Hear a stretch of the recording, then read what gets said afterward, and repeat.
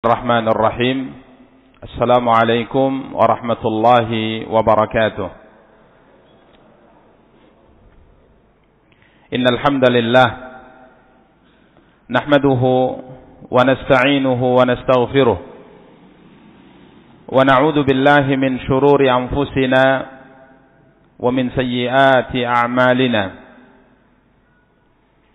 من يهده الله فلا مضل له ومن يضلل فلا هادي له. أشهد أن لا إله إلا الله وحده لا شريك له وأشهد أن محمدا عبده ورسوله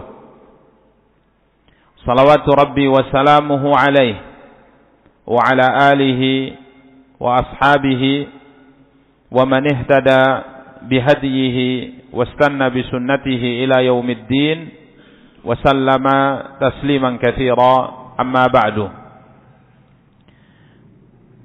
إخواني وأخواتي kaum muslimin, kaum muslimat, rahimani wa rahimakumullahu jami'ah. Alhamdulillah, puji dan syukur senantiasa kita ucapkan untuk Allah Subhanahu wa ta'ala atas nikmat dan karunia yang diberikan oleh Allah Subhanahu wa ta'ala untuk kita semua. Salawat beserta salam semoga senantiasa dilimpahkan oleh Allah Tabaraka wa ta'ala untuk junjungan dan panutan kita Nabi Allah yang mulia Muhammad sallallahu alaihi wasallam. Ikhwani wa akhawati kaum muslimin, kaum muslimat, rahimani wa rahimakumullahu jami'ah. Pada kesempatan yang berbahagia kali ini, biiznillah tabaraka wa ta'ala, kita akan mencoba untuk membahas tentang dua buah nikmat yang manusia banyak melupakannya. Manusia banyak terlena dengannya, sehingga dua buah nikmat ini sampai menjadikan manusia tertipu dengannya. Hadis bersumber dari hadis yang disabdakan oleh Nabi kita yang mulia sallallahu alaihi wasallam, dari hadis Abdullah bin Abbas radhiyallahu anhuma, diriwayatkan oleh Al-Imam Al-Bukhari dalam sahihnya. Nabi kita yang mulia sallallahu alaihi wasallam bersabda, "Ni'matani maghbunun fihima katsirun minan nas." Ada dua buah nikmat, kata Rasulullah sallallahu alaihi wasallam, maghbunun fihima katsirun minan nas. Banyak dari manusia maghbun, tertipu dengan dua nikmat tersebut.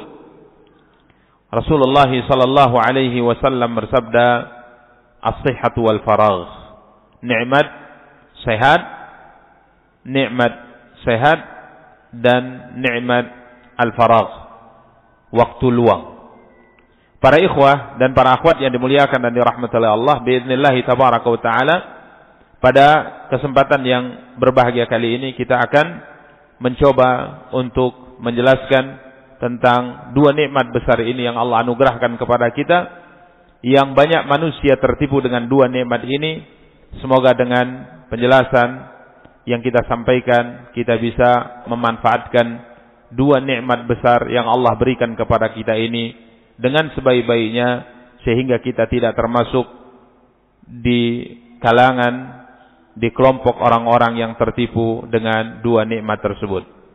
Para ikhwah dan para akhwat yang dimuliakan dan dirahmati oleh Allah Tabaraka wa ta'ala, berbicara tentang nikmat Allah Tabaraka wa ta'ala yang Allah anugerahkan kepada kita, tentunya berbicara tentang lautan yang tidak ada tepinya.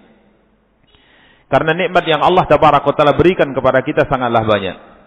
Nikmat yang Allah Tabaraka wa ta'ala berikan kepada kita sangatlah banyak. Sampai-sampai Allah Tabaraka wa Ta'ala berfirman di dalam Al-Quran, di dalam 2 surat. Di mana dalam 2 surat ini, Allah Tabaraka wa Ta'ala berfirman, menjelaskan kepada kita bahwa nikmat yang Allah Tabaraka wa Ta'ala berikan kepada kita, jangankan mensyukurinya, menghitungnya saja kita tidak mampu. Jangankan mensyukurinya, menghitungnya saja kita tidak mampu. Yang pertama, Allah Tabaraka wa Ta'ala berfirman dalam surat An-Nahl. Surat An-Nahl ayat 18. Surat ini sebagaimana banyak disebutkan oleh para ulama al-mufassirun, ulama ahli tafsir, merupakan surat dinamakan juga dengan surat An-Ni'am. Surat nikmat-nikmat yang Allah berikan kepada hambanya. Yang masyhur surat ini dinamakan dengan surat An-Nahl, artinya lebah. Karena di dalam surat ini Allah Tabaraka wa Ta'ala berfirman tentang keagungan penciptaan Allah Tabaraka wa Ta'ala tentang lebah. Wa auha rabbuka ilan nahli anittakhidhi minal jibali buyuta wa minasy syajari wa mimma ya'rishun. Namun para ulama ahli tafsir mengatakan bahwa surat An-Nahl ini adalah surat nikmat. Karena di dalam surat An-Nahl yang dinamakan juga dengan surat nikmat, Allah Tabaraka wa Ta'ala menghitung-hitung kepada hambanya nikmat-nikmat yang Allah Tabaraka wa Ta'ala berikan kepada mereka. Maka tatkala kita baca surat An-Nahl, para ikhwah dan para akhwat yang dimuliakan dan dirahmati Allah, kemudian ditutup dengan ayat 18 yang akan kita bacakan, kita dapati Allah Tabaraka wa Ta'ala dari awal ayat menyebutkan tentang nikmat diturunkannya syariat kepada manusia. Ini nikmat terbesar. Adanya syariat yang Allah turunkan kepada manusia yang mengatur kehidupan mereka, menjelaskan kepada manusia jalan yang akan menyampaikan mereka ke surga Allah, dan jalan yang apabila mereka jauhi akan menyelamatkan mereka dari neraka Allah. Ini nikmat besar yang Allah berikan kepada manusia. Kemudian Allah sebutkan nikmat berikutnya, nikmat diciptakannya langit dan bumi, nikmat diciptakannya kita sebagai seorang manusia, bahkan nikmat berkaitan dengan hewan ternak yang Allah Tabaraka wa Ta'ala berikan kepada kita, sampai subhanallah Allah berfirman, wal khayla wal bighala wal hamira litarkabuha wa zinah wa yakhluqu ma la ta'lamun. Sampai Allah menyebutkan tentang nikmat kendaraan yang Allah berikan kepada kita. Allah berfirman wal khayla. Al khayl artinya kuda. Ya, ini nikmat kendaraan yang Allah berikan kepada kita. Wal khayla, dan kuda yang Allah anugerahkan kepada kamu. Kemudian wal bighal, dan bighal, yakni kendaraan peranakan antara kuda dengan keledai. Kemudian wal hamira, kendaraan yang ketiga yang Allah anugerahkan kepada kamu adalah hamir, keledai itu sendiri. Wal khayla wal bighara wal hamira litarkabuha wa zina. Ini 3 kendaraan yang kalian kendarai, yang kalian naiki, ya. Kemudian bukan sekedar untuk dikendarai, akan tapi juga untuk perhiasan. Ya, untuk perhiasan. Kemudian Allah Tabaraka wa Ta'ala berfirman, wa yakhluqu ma la ta'lamun, dan Allah akan menciptakan kendaraan-kendaraan ke depannya saat itu yang kamu tidak ketahui. Jadi ini surat nikmat yang Allah Tabaraka wa Ta'ala sebutkan dalam surat An-Nahl. Kemudian para ikhwah, setelah Allah menyebutkan nikmat-nikmat yang banyak yang Allah anugerahkan kepada kita, sampai termasuk nikmat adanya lautan, kemudian ikan yang hidup di lautan yang ditangkap oleh manusia, yang dinikmati ikan tersebut dalam kondisi segar. Maka kemudian Allah tutup pada ayat ke-18 menyebutkan tentang penjelasan bahwa nikmat Allah yang Allah anugerahkan kepada kita sangat banyak. Jangankan mensyukurinya, menghitung nikmat-nikmat tersebut juga tidak akan sanggup kita lakukan. Allah berfirman, a'udzu billahi minasyaitonir rajim, wa in ta'uddu ni'matallahi la tuhsuha innallaha laghafurur rahim. Allah berfirman yang artinya, dan jika kamu, kata Allah, ta'uddu, menghitung-hitung nikmat Allah, lan tuhsuha. Niscaya kamu tidak dapat menghitungnya, kata Allah. Innallaha laghafurur rahim. Sesungguhnya Allah tabaraka wa taala zat yang maha pengampun, lagi zat yang maha pengasih, atau zat yang maha penyayang subhanahu wa ta'ala. Karenanya para ikhwah dan para akhwat yang dimuliakan dan dirahmati oleh Allah, berbicara tentang nikmat Allah adalah berbicara bagaikan berbicara tentang lautan yang tidak ada tepinya.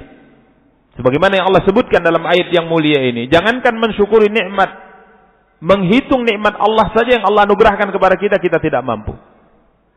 Karena per detik kita hidup di atas muka bumi, kita hidup di atas ratusan, ribuan nikmat yang Allah anugerahkan kepada kita. Karenanya Imam Ibnu Katsir rahimahullahu taala menjelaskan dalam penjelasan ayat yang mulia ini terkait dengan nikmat yang Allah tabaraka taala berikan kepada kita, bahwa Allah berfirman, walau talabakum, beliau berkata, Imam Ibnu Katsir berkata, walau talabakum bisyukri jami'i ni'amihi la'ajistum anil qiyam bidzalik. Jika seandainya Allah tabaraka taala minta kamu mensyukuri semua nikmat yang Allah anugerahkan kepada kamu, niscaya kamu tidak akan mampu, kata Allah. Ini penjelasan Imam Ibnu Katsir. Jika Allah meminta kamu mensyukuri semua nikmat yang Allah berikan kepada kamu, niscaya kamu tidak akan mampu melakukannya. Dan jika seandainya amarakum bihi, kalau seandainya Allah tetap perintahkan kamu mensyukuri semua nikmat yang Allah berikan kepada kamu, la ba'uftum wa taraktum, niscaya kamu akan lemah, bahkan kamu akan tinggalkan perintah itu. Subhanallah, tidak mampu mensyukurinya. Ya, jangankan kita sebutkan tadi mensyukurinya, menghitungnya saja kita tidak akan mampu. Para ikhwah dan para akhwat yang dimuliakan dan dirahmati oleh Allah tabaraka wa taala, Al-Imam Sa'di mengatakan, kenapa? Karena nikmat yang Allah tabaraka wa taala berikan pada kita, yang zahir maupun yang batin, bi'adadil anfasi wal lahazat. Nikmat yang Allah berikan kepada kita itu sejalan dengan nafas kita. Sejalan dengan nafas kita. Jadi setiap saat kita bernafas, kita hidup di atas ratusan ribuan nikmat Allah. Bahkan kalau kita lihat di anggota tubuh kita, para ikhwah dan akhwat yang dimuliakan dan dirahmati oleh Allah, nikmat penglihatan. Nikmat penglihatan. Bagaimana mata kita bergerak untuk melihat. Sistem penglihatan ini yang akhirnya kita bisa melihat sesuatu, ini untuk sampai pada titik bisa melihat sesuatu sehingga takjub dari sesuatu, untuk sampai pada titik bisa melihat berapa nikmat Allah tabaraka taala yang anugerahkan kepada kita. Subhanallah. Ya, kemudian nikmat lisan, nikmat bisa berbicara. Untuk sampai pada titik bisa berbicara, berapa kita bisa menghitung nikmat Allah tabaraka wa taala. Yang intinya para ikhwah dan akhwat yang dimuliakan dan dirahmati oleh Allah, benar yang difirmankan oleh Allah setelah Allah menyebutkan menghitung-hitung nikmat dari awal surat An-Nahl sampai ayat ke-18, Allah tutup dengan firman-Nya, wa in ta'uddu ni'matallahi la tuhsuha innallaha laghafurur rahim. Jika seandainya kamu hendak menghitung nikmat yang Allah berikan kepada kamu, niscaya kamu tidak akan pernah mampu menghitungnya. Akan tapi Tuhanmu Allah Maha Pengampun lagi Maha Penyayang subhanahu wa ta'ala. Artinya sekalipun nikmat yang Allah anugerahkan kepada kita banyak dan kita tidak mampu mensyukuri semuanya, tapi tatkala kita mensyukuri sebahagian darinya, Allah Maha Pengampun tatkala engkau tidak mensyukuri yang lainnya, dan Allah Maha Penyayang. Karena sekalipun syukurmu sedikit, nikmat itu tetap akan Allah tambah untukmu.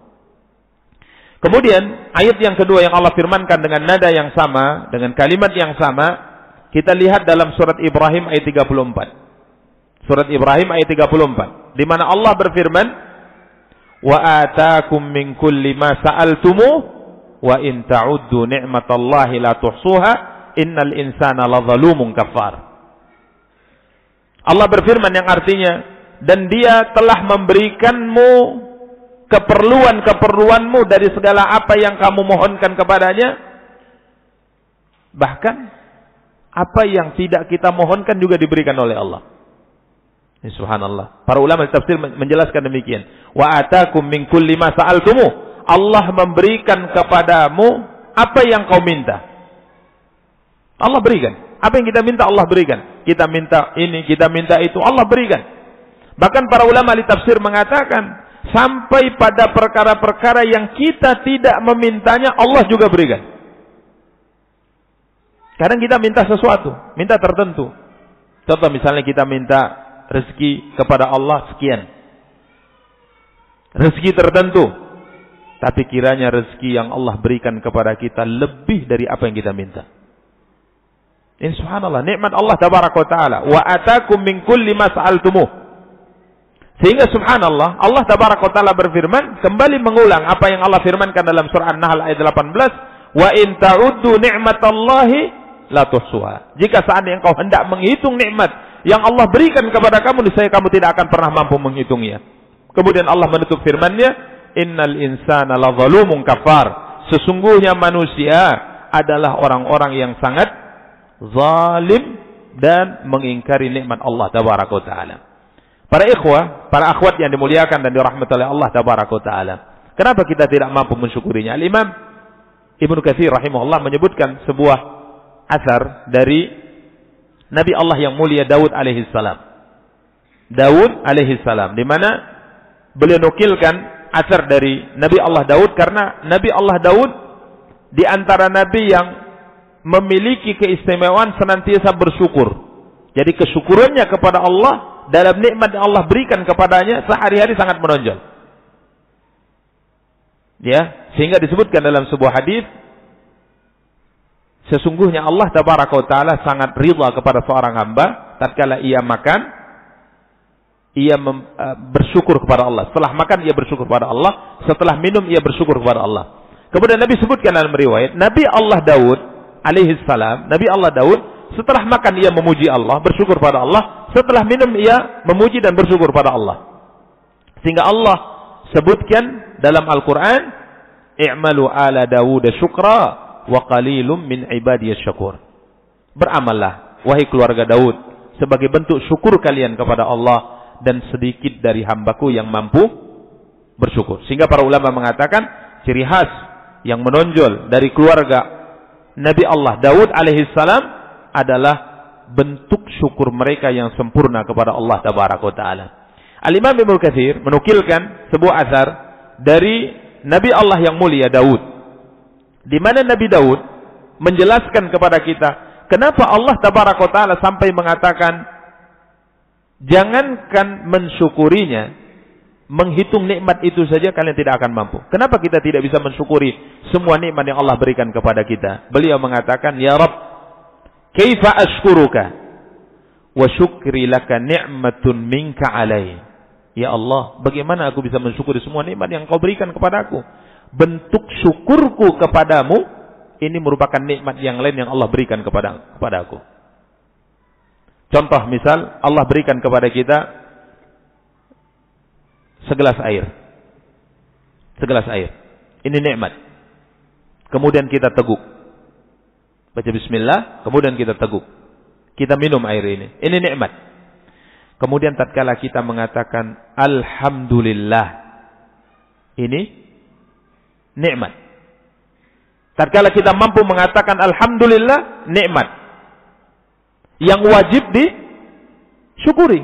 Maka kita mengucapkan alhamdulillah lagi karena kita mampu mengucapkan alhamdulillah.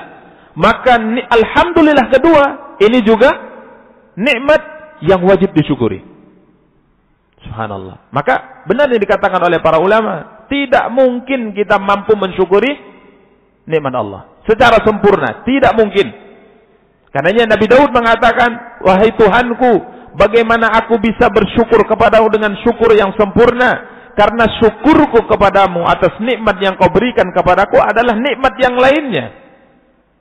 Maka Allah tabaraka wa ta'ala mengatakan, wahai Daud, saat engkau mengakui engkau tidak mampu mensyukuri nikmat yang aku berikan kepadaku secara sempurna, maka itu sebenarnya bentuk syukurmu kepadaku.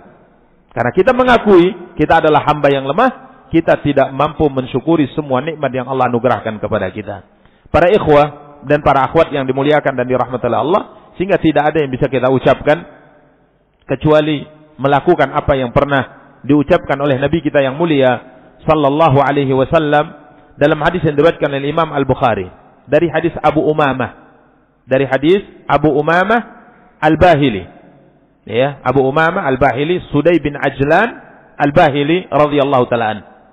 Beliau bercerita, Abu Umamah bercerita, Nabi kita yang mulia sallallahu alaihi wasallam apabila dihidangkan jamuan makanan kepada beliau alaihi salatu wassalam, kemudian jamuan makanan itu selesai, sudah selesai, artinya hidangan telah diangkat, nampannya, bejananya, piringnya sudah diangkat, sudah selesai jamuan, maka beliau berkata, alhamdulillahi katsiran tayyiban mubarakan fih, ghaira makfiyin wala muwadda'in wala mustaghnan anhu rabbana. Ini doa Nabi SAW yang semuanya menunjukkan, kalimat ini menunjukkan bahwa beliau mengakui di hadapan Allah bahwa beliau adalah hamba yang lemah, hamba yang sangat butuh dengan nikmat yang diberikan oleh Allah, dan hamba yang tidak akan mampu mensyukuri secara utuh, secara sempurna nikmat yang Allah berikan kepada beliau. Ya, maka para ikhwah dan akhwat yang dimuliakan dan dirahmati Allah, ini sedikit pembahasan berkaitan dengan nikmat Allah. Nikmat Allah sangat banyak. Ya, nikmat Allah sangat banyak. Apakah nikmat berkaitan dengan dunia, nikmat berkaitan dengan akhirat, atau nikmat-nikmat tertentu daripada nikmat dunia dan nikmat akhirat yang Allah anugerahkan kepada kita? Maka benar yang dikatakan oleh Allah, wa in ta'uddu ni'matallahi la tuhsuha. Adapun hadis yang akan kita bahas, sebagaimana kita bacakan tadi, hadis diriwayatkan oleh Imam Al-Bukhari dari hadis Abdullah bin Abbas. Nabi kita yang mulia sallallahu alaihi wasallam bersabda, ni'matani maghbunun fihi makatsiru minan nas. Ada dua nikmat yang manusia banyak maghbun. Maghbun asal maknanya tertipu. Tertipu dengan dua nikmat ini. Artinya, tatkala Allah berikan kepada seorang hamba dua nikmat ini, banyak manusia tidak memanfaatkan dua nikmat ini dengan baik, sehingga ia tertipu dengannya. Para ikhwah dan para akhwat yang dimuliakan dan dirahmati oleh Allah tabaraka wa taala, apakah nikmat yang kita sebutkan tadi yang banyak macamnya, jenisnya, yang Allah anugerahkan kepada kita, kita tidak tertipu atau kebanyakan manusia tidak tertipu dengan nikmat itu? Para ulama mengatakan tertipu juga dengan nikmat yang lain, sehingga manusia juga tidak memanfaatkan nikmat-nikmat yang lainnya dengan baik dan benar. Namun di sini Nabi kita yang mulia sallallahu alaihi wasallam menyebutkan hanya dua nikmat ini, bukan berarti pembatasan. Ya, bukan berarti pembatasan. Artinya banyak manusia tertipu dengan dua nikmat ini dan juga sebenarnya tertipu dengan nikmat yang lainnya. Ini bukan pembatasan. Akan tapi para ulama mengatakan bahwa dua nikmat yang akan disebutkan oleh Nabi sallallahu alaihi wasallam ini memiliki kedudukan yang sangat istimewa yang harus dimanfaatkan oleh seorang hamba sebaik-baiknya. Yakni dua nikmat. Nikmat apa? Sihah, nikmat sehat, dan nikmat faragh, luang waktu, nikmat waktu. Kenapa Nabi hanya sebutkan dua nikmat ini? Padahal kita sebagai seorang hamba, kita sebagai seorang manusia, banyak juga tertipu dengan nikmat yang lainnya. Bukan tatkala Allah berikan kepada kita harta, Allah berikan kepada kita harta, kita juga banyak tertipu dengan harta ini. Kita tidak manfaatkan harta ini dengan sebaik-baiknya. Banyak. Ya, banyak orang tertipu dengan nikmat harta. Banyak orang tertipu dengan nikmat keluarga. Allah berikan kepadanya anak keturunan, akan tapi anak keturunan ini menjadikan ia terhalang dari melakukan banyak kebaikan. Banyak. Tapi kenapa Nabi sebutkan dua nikmat ini? Nikmat sehat, nikmat waktu, luang. Kenapa Nabi tidak sebutkan nikmat-nikmat yang lainnya? Padahal manusia juga tertipu dengan nikmat yang lainnya. Para ulama mengatakan sebenarnya ini bukan pembatasan, akan tapi ini menunjukkan dua nikmat ini adalah modal utama seorang manusia untuk kembali kepada Allah. Nikmat apa? Sehat dan nikmat waktu luang. Para ikhwah dan akhwat yang dimuliakan dan dirahmati Allah, perhatikan. Pertama, nikmat sehat. Kenapa Nabi sebutkan yang pertama nikmat sehat, kemudian yang kedua adalah nikmat waktu luang? Para ikhwah dan para akhwat yang dimuliakan dan dirahmati oleh Allah tabaraka wa taala, nikmat sehat adalah nikmat yang sangat besar. Dan tidak ada seorang pun yang menyadari akan nikmat sehat, kesehatan dan nikmat yang terbesar kecuali kalau Allah takdirkan ia sakit. Bahkan sebagian para ulama mengatakan nikmat sehat itu adalah taj. Dia merupakan mahkota yang berada di bagaikan sebuah mahkota yang sangat mulia, yang sangat berharga, berada di atas kepala orang sehat di saat orang sakit melihatnya. Jadi nikmat sehat ini ada bagaikan mahkota yang sangat mahal, mahkota yang sangat berharga, yang berada di atas kepala orang yang sehat di saat orang sakit melihatnya. Dan ini kita rasakan. Coba perhatikan, tatkala kita sedang sakit, kita lihat orang sehat. Subhanallah, nikmatnya sangat luar biasa. Sehingga pernah disebutkan dari Khalifah Abdul Malik bin Marwan. Khalifah Abdul Malik bin Marwan. Beliau di saat sakit parah pernah berkata, di mana suara beliau ini sampai didengar oleh orang yang ada di luar istana.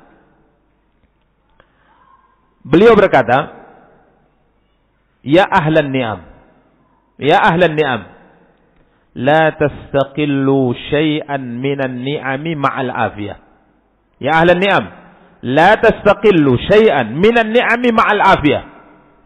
Wahai orang-orang yang diberikan oleh Allah nikmat, jangan pernah, kata beliau, ini beliau sedang sakit parah, jangan pernah kalian meremehkan nikmat apapun yang Allah anugerahkan kepada kamu. Sekalipun kamu anggap kecil, jangan pernah kamu anggap kecil nikmat itu. Jangan pernah kamu remehkan nikmat itu di saat Allah berikan di samping nikmat itu kesehatan. Ini pesan beliau. Beliau mengatakan, jangan pernah meremehkan nikmat apapun. Sekecil apapun kamu anggap nikmat itu, jangan pernah kau remehkan nikmat tersebut. Jika Allah anugerahkan kepada kamu apa? Kesehatan. Contoh misal, di rumah tidak ada makanan kecuali nasi putih bersama dengan garam. Seakan-akan beliau berpesan, jangan remehkan nasi putih dengan garam itu selama Allah anugerahkan kesehatan kepada Anda. Ini pesan beliau. Benar yang dikatakan oleh beliau. Karena nikmat sebesar apapun berkaitan dengan harta, kalau sudah sakit, kira-kira gimana? Banyak orang punya harta banyak, tapi punya penyakit-penyakit tertentu sehingga dia tidak bisa menikmati. Dia tidak bisa menikmati. Jadi beliau pesankan demikian. Ya ahlan ni'am, kata beliau, la tastaqillu syai'an minan ni'ami ma'al afiyah. Jangan pernah kalian merendahkan, meremehkan nikmat apapun yang Allah anugerahkan kepadamu selama engkau masih diberikan oleh Allah afiyah, kesehatan. Nikmat sehat. Karena para ikhwah dan akhwat yang dimuliakan dan dirahmati oleh Allah, dahulu pernah dikatakan sihhatul jismi awfarul qasami. Kesehatan tubuh merupakan pemberian Allah yang paling besar. Pemberian Allah yang paling besar. Faman utiyal afiyah, dalam ungkapan faman utiyal afiyah, barang siapa diberikan kesehatan, kemudian dia melihat orang lain diberikan nikmat yang lain seperti harta, keturunan, dia diberikan kesehatan oleh Allah, dia lihat orang nikmat yang lain dia punya, kemudian dia merasa bahwa nikmat yang Allah berikan kepadanya sedikit dan nikmat yang diberikan pada orang lain jauh lebih banyak, maka hakikatnya ia telah mensedikitkan yang banyak, mengecilkan yang besar. Karena modal yang paling utama dalam kehidupan adalah kesehatan. Karena para ikhwah dan akhwat yang dimuliakan dan dirahmati oleh Allah tabaraka wa taala, dalam sebuah hadis yang diriwayatkan Imam Tirmidzi, Nabi kita yang mulia sallallahu alaihi wasallam bersabda, "Inna awwala ma yus'alu yaumal qiyamah, ya'ni al-'abda minan na'im, ay yuqala lah." Di antara pertanyaan yang pertama kali akan diajukan oleh Allah kepada seorang hamba dari nikmat yang Allah berikan kepadanya adalah, ini pertanyaan pertama yang akan ditanyakan oleh Allah. Alam nusihha laka jismaka wa nurwiyaka minal ba'il barid. Ini pertanyaan pertama akan diajukan oleh Allah kepada seorang hamba. Allah berkata kepada hamba tadi, bukankah dahulu kami telah menyehatkan badanmu dan kami berikan kepadamu kesempatan untuk meneguk air yang segar? Ini pertanyaan. Jadi para jamaah yang dimuliakan dan dirahmati oleh Allah, pertanyaan yang akan diajukan pada kita dalam hadis riwayat Imam Tirmidzi rahimahullah, bahwa di antara pertanyaan pertama akan diajukan adalah terkait dengan kesehatan yang Allah anugerahkan kepada kita. Allah berfirman, alam nasihha laka jismak, bukankah kami telah memberikan waktu di dunia kesehatan pada jasmanimu? Karenanya nikmat sehat merupakan nikmat terbesar. Suatu hari Nabi kita yang mulia sallallahu alaihi wasallam keluar menemui sahabat yang kala itu sedang duduk-duduk, dan saat itu Nabi kita yang mulia sallallahu alaihi wasallam baru keluar dari rumah dan terlihat beliau baru mandi. Terlihat segar, wajah berceria, sehingga para sahabat kala itu bertanya kepada Rasulullah, "Ya Rasulullah, narakal yaum thayyiban nafs." Ya Rasulullah, sepertinya kami melihat kamu hari ini sangat berbahagia. Ya, baru mandi, segar, wajah berseri-seri, terlihat beliau saat itu sedang sangat berbahagia. Maka Rasulullah sallallahu alaihi wasallam berkata saat itu, "Ajal walhamdulillah." Benar. Saya hari ini sangat berbahagia, alhamdulillah. Kemudian mulai para sahabat berbicara terkait dengan kekayaan, harta. Mulai para sahabat bermudzakarah, munaqashah antar sama mereka, berbicara tentang bahayanya seorang itu kalau punya harta banyak. Ya, bagaimana syariat mengingatkan terkait dengan harta yang dimiliki oleh seorang hamba. Terjadi pembicaraan. Sampai waktu itu Nabi duduk bersama dengan mereka, sampai pembicaraan mengarah kepada celaan kepada orang yang diberikan oleh Allah harta lebih kepadanya. Maka kala itu Rasulullah sallallahu alaihi wasallam menimpali. Beliau bersabda, "La ba'sa bil ghina," kata Rasulullah sallallahu alaihi wasallam, "La ba'sa bil ghina liman ittaqa." La ba'sa bil ghina liman ittaqa. Rasulullah sallallahu alaihi wasallam bersabda, tidak mengapa dengan kekayaan yang Allah berikan kepada seorang hamba selama hamba tadi bertakwa kepada Allah terkait dengan kekayaan yang dia punya. Dia tidak, para ulama pensyarah hadis mengatakan, dia mengambil harta dari cara yang halal. Kemudian dia gunakan harta untuk perkara yang diridhai oleh Allah, dan dia tidak bakhil dengan harta yang Allah anugerahkan kepadanya. Nabi mengatakan, la ba'sa bil ghina liman ittaqa. Tidak mengapa orang punya harta banyak selama dia bertakwa kepada Allah. Namun masalahnya kalau dia tidak bertakwa dengan harta ini, maka ini akan membinasakan. Ya, dia cari harta dengan cara yang tidak halal, kemudian dia gunakan harta tersebut untuk perkara yang tidak diridhai oleh Allah Tabaraka wa Taala, dan dia menahan harta tersebut dari hak dan kewajibannya. Nafkah dia tahan, ya, kewajiban untuk menafkahi dia tahan, kemudian kewajiban untuk sedekah atau zakat yang hukumnya wajib dia juga tidak keluarkan, maka hartanya akan membinasakan dirinya. Maka Nabi mengatakan, la ba'sa bil ghina liman ittaqa. Tidak mengapa harta banyak diberikan kepada seorang hamba selama hamba tadi bertakwa. Kemudian Rasulullah sallallahu alaihi wasallam bersabda terkait dengan kedudukan nikmat sehat. Rasulullah sallallahu alaihi wasallam bersabda, "Was-sihhatu liman ittaqa khairun minal ghina." Allahu akbar. Was-sihhatu liman ittaqa khairun minal ghina. Nikmat sehat yang Allah berikan kepada seorang hamba yang bertakwa itu jauh lebih baik daripada nikmat kekayaan. Ya subhanallah. Nikmat sehat yang Allah berikan kepada seorang yang bertakwa jauh lebih baik daripada nikmat kekayaan. Ada seorang bertakwa kepada Allah. Kemudian ada dua nikmat. Nikmat kaya dan nikmat sehat. Nabi mengatakan nikmat sehat jauh lebih baik daripada nikmat kaya. Kenapa? Kita sudah sebutkan tadi, karena nikmat sehat ini adalah nikmat yang sangat besar yang Allah anugerahkan kepada kita. Sehingga Nabi sallallahu alaihi wasallam menyebutkan dalam hadis yang mulia ini, banyak manusia tertipu dengan dua nikmat ini. Yang pertama nikmat sehat, karena ini ra'sul mal, ini modal utama dalam kehidupan. Kemudian yang kedua waktu. Waktu luang para ikhwah dan para akhwat yang dimuliakan dan dirahmati oleh Allah. Berbicara tentang waktu, mungkin antum semua tahu. Dalam Al-Quran banyak sekali Allah Tabaraka wa Ta'ala bersumpah dengan waktu-waktu ini. Yang paling masyhur surat apa? Surat apa? Wal Asr. Wal Asr. Demi masa. Hakikatnya adalah waktu. Kemudian coba lihat di surat-surat yang lainnya Allah berfirman wadduha wal laili idza saja. Ini waktu, demi waktu duha, demi waktu malam apabila kegelapannya menutupi. Kemudian surat berikutnya wal laili idza yaghsha wan nahari idza tajalla. Ini juga waktu. Di surat berikutnya wasyamsi waduhaha wal qamari idza talaha wan nahari idza jallaha wal laili idza yaghshaha. Ini subhanallah semua berkaitan dengan waktu. Bahkan coba antum lihat surah Al-Fajr wal fajri walayalin ashr. Demi waktu fajar, demi 10 malam.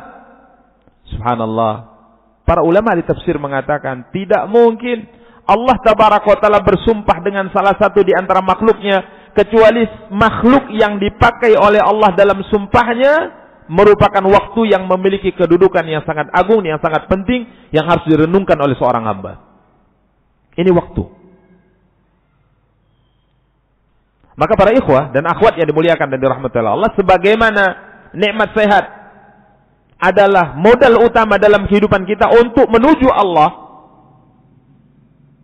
untuk menggapai surga Allah Tabaraka wa Ta'ala, untuk menyelamatkan diri kita dari api neraka Allah Tabaraka wa Ta'ala, nikmat sehat, maka nikmat keluangan waktu, nikmat kesempatan, nikmat waktu yang Allah berikan, yang satu harinya 24 jam, ini merupakan modal utama juga untuk sampai kepada Allah Tabaraka wa Ta'ala. Karena para ikhwah dan akhwat yang dimuliakan dan dirahmati oleh Allah Tabaraka wa Ta'ala, tentunya setiap berlalu dari waktu kita, hakikatnya kita terus mendekat ke ajal, mendekat kepada kematian. Semakin berlalu dari waktu kita, 1 jam, 2 jam, 3 jam berlalu, kemudian 1 hari, 2 hari, 3 hari berlalu, 1 pekan, 2 pekan, 3 pekan, 1 bulan, 2 bulan, 3 bulan berlalu, 1 tahun, 2 tahun, 3 tahun berlalu. Hakikatnya kita semakin mendekat kepada apa? Kematian. Karena sebagian ulama tatkala menjelaskan terkait dengan hakikat ini, mereka mengatakan, lalu kenapa ada orang yang masih berulang tahun dengan bertambahnya umurnya? Kenapa masih berulang tahun? Artinya berbahagia dengan bertambah umurnya. Seharusnya dia malah sedih, bukan bertambah umurnya, berkurang hakikatnya. Jatah yang Allah berikan kepada kita hidup di atas muka bumi, taruh. Kita lihat kepada apa yang disabdakan oleh Nabi kita yang mulia sallallahu alaihi wasallam, a'maru ummati baina 60 ila 70. Umur umatku, yakni umat Muhammad, umat Islam, berkisar antara 60 sampai 70 tahun. Dan sangat sedikit umatku yang melampaui umur ini. Di saat tadinya umur kita 40 tahun, berlalu 1 tahun kemudian menjadi 41. Kemudian kita berbahagia dengan bertambahnya umur, sebenarnya bukan bertambah umur, tapi apa? Berkurang.